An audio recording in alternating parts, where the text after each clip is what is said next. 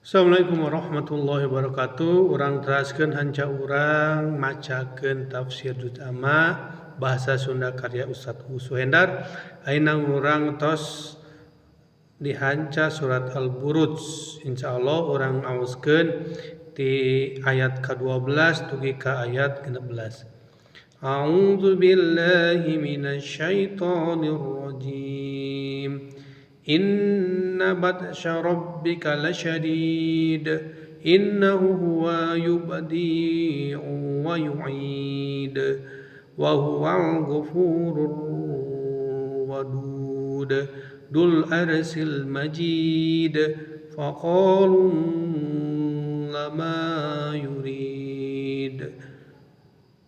Satemena panyiksa pangeran anjeun kacida pisan bangetna satemena mantena anu mimiti ngayugakeun makhluk jeung anu mulangkeun deui jeung mantena anu maha jembar hampura tur mikaheman nu kagungan ars tur mulya nya mantena anu midamel sapangarsana.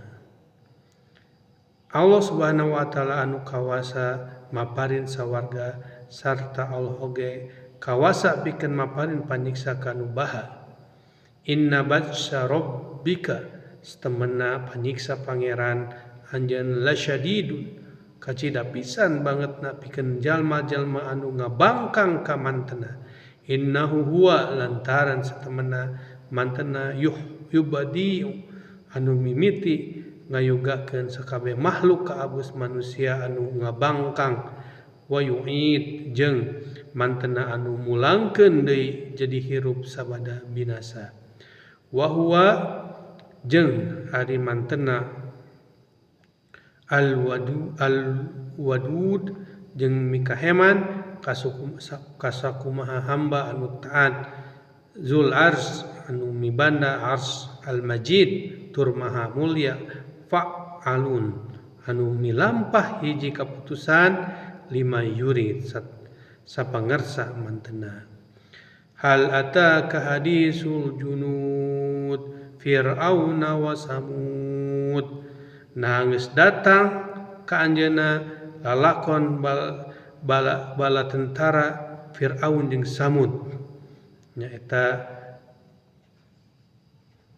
tina ayat 17 lajeng sareng ayat ka-18.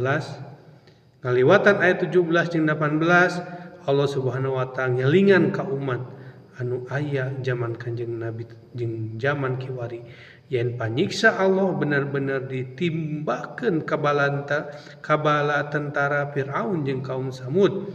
Hal atika nah geus datang ka anjeun Muhammad hadisu al-junudi Firaun lalakon bala tentara Firaun anu dikerelep di Laut Merah. Wasamud jeung kaum Samud umat Nabi Soleh anu dilelepkeun kana jarot anu sakitu wae urang ngahanca ngaoskeun tafsir juz amma surat Al-Buruj. Mugi-mugi aya manfaatna. Qul qouli hada wa astagfirullaha li wa lakum. Assalamualaikum warahmatullahi wabarakatuh.